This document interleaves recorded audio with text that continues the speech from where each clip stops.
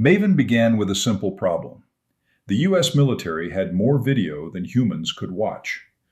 Drone feeds, satellite images, infrared data, radar returns, signals, maps, reports, and movement patterns were pouring into command centers at a speed no staff officer could comfortably digest. The Empire had built eyes everywhere. The trouble was that the eyes came without enough brains attached. That is where Project Maven entered the story. The program began in 2017 as the Pentagon's effort to bring artificial intelligence into military intelligence workflows, especially computer vision for imagery and video analysis. Its early purpose was to help analysts find objects in enormous volumes of data: trucks, tanks, ships, buildings, patterns of life, the sort of things that matter when a battlefield refuses to sit still for its portrait. Palantir's role became central because Maven was never merely about recognizing objects. It was about fusing data into a usable operational picture. Palantir describes Maven's smart system as an AI-enabled platform for combined joint all-domain command and control, or CJADC2, built to help the military combine information from varied domains and turn that information into decisions. That phrase sounds like it was assembled in a Pentagon basement by men allergic to nouns, but the concept is simple. The military wants to see across land, sea, air, cyber, and space.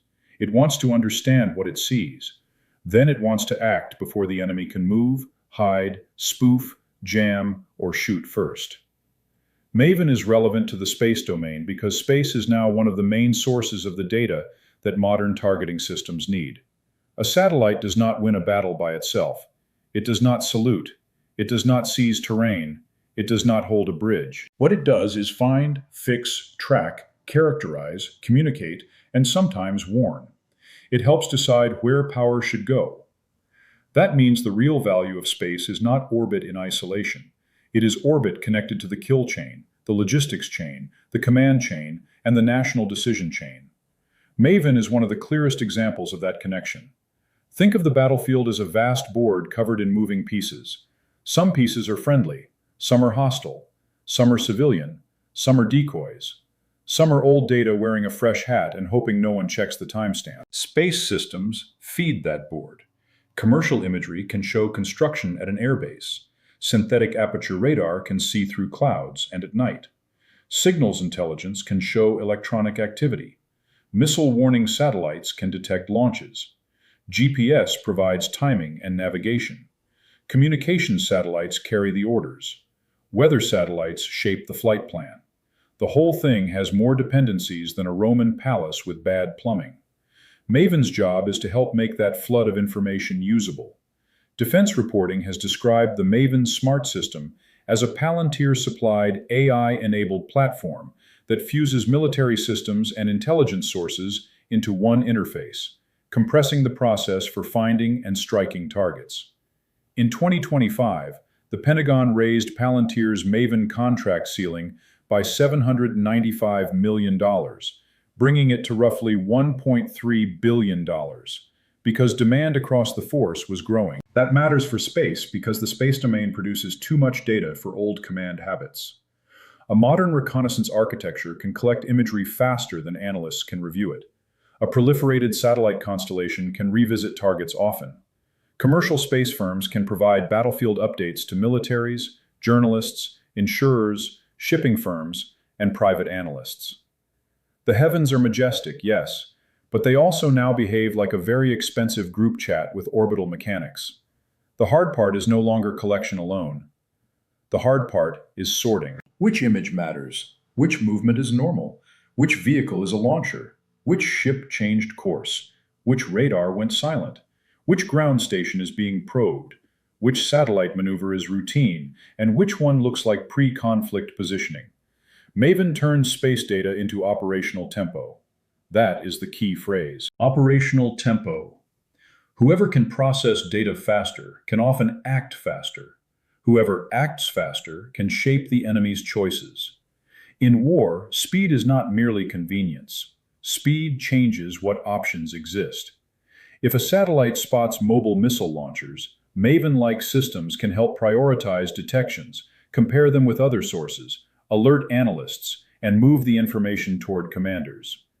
If commercial imagery reveals aircraft dispersal at a hostile base, the system can help identify what changed since the last pass. If maritime surveillance shows ships behaving oddly near a choke point, the system can pull that into a broader operating picture. Space provides the sensing layer. Maven provides the interpretive layer. Commanders provide the decision layer. Weapons provide the unpleasant footnote.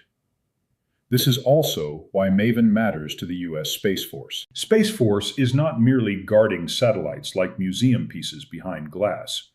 It is responsible for making sure space capabilities support joint operations. That includes missile warning, satellite communications, positioning, navigation, timing, electronic warfare awareness, space domain awareness, and the protection of orbital infrastructure. In a future Pacific crisis, Maven-like systems could be used to connect satellite imagery, drone feeds, maritime tracks, cyber indicators, logistics data, and command reports. A Chinese blockade of Taiwan, for example, would not be understood from one sensor. It would be understood through patterns, ship movements, air activity, missile deployments, electronic emissions, port disruptions, undersea cable risks, and satellite maneuvers. The first side to make sense of that pattern gains the first clean look at the crisis.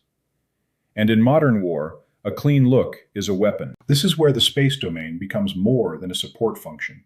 Satellites become part of the decision advantage. Ground stations become targets. Data links become attack surfaces.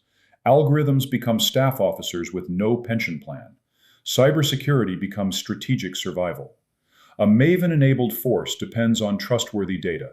That means adversaries will try to corrupt the data, blind the sensors, jam the links, spoof the signals, hack the ground systems, and poison the models. A satellite image can be delayed. A GPS signal can be spoofed. A data feed can be manipulated. A machine learning model can be trained on bad labels.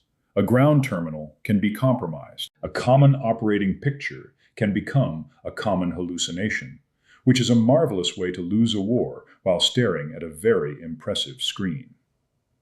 This is why Maven's relevance to space is also a cybersecurity story.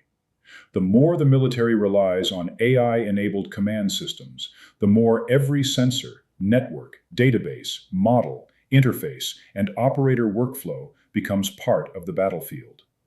The enemy does not need to destroy the whole machine. He only needs to make the machine hesitate, misread, overload, or trust the wrong input. That is especially dangerous in space because space systems are dual use by nature. Commercial satellites support civilian mapping, shipping, agriculture, finance, disaster response, and military operations. A commercial imaging company may serve governments, private firms, and humanitarian users in the same week. A communications constellation may carry school lessons in one country and military command traffic in another. Space is full of useful ambiguity. Lawyers dislike it. Strategists eat it for breakfast. Maven strengthens American power because it helps the United States exploit the full value of its sensing architecture. But it also creates a dependency. If commanders grow accustomed to AI-assisted targeting and fused operating pictures, then degraded data becomes a strategic shock. A jammed satellite link is no longer a communications inconvenience. It is a wound in the nervous system. A compromised feed is no longer a technical problem. It becomes a political and military risk. This is the central lesson. Palantir's Maven matters because it shows where warfare is going. War is becoming a contest between systems that sense, process, decide, and act. Space sits at the top of that system because orbit gives reach, persistence, timing, and perspective. AI sits in the middle because human staffs cannot manually digest the volume.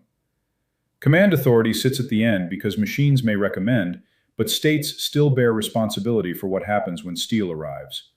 The future space war may begin with a satellite being dazzled over the Pacific. It may begin with a ground station intrusion. It may begin with a commercial imagery feed going dark. It may begin with a false track appearing in a command system at 2:17 in the morning, because apparently war also keeps vampire hours. But the deeper contest will be over interpretation. Who sees first? Who understands first? Who acts first?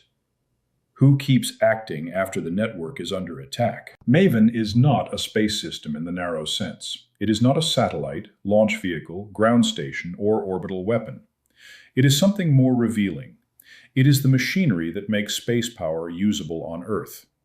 That is why it matters. The space domain is no longer a distant theater above the real battlefield. It is part of the battlefield's nervous system. Palantir's Maven shows what happens when that nervous system is connected to artificial intelligence, military targeting, and joint command. The stars still inspire wonder. But in the age of Maven, the side that turns wonder into data and data into decisions gains power. This has been Gene Botkin. In transmission.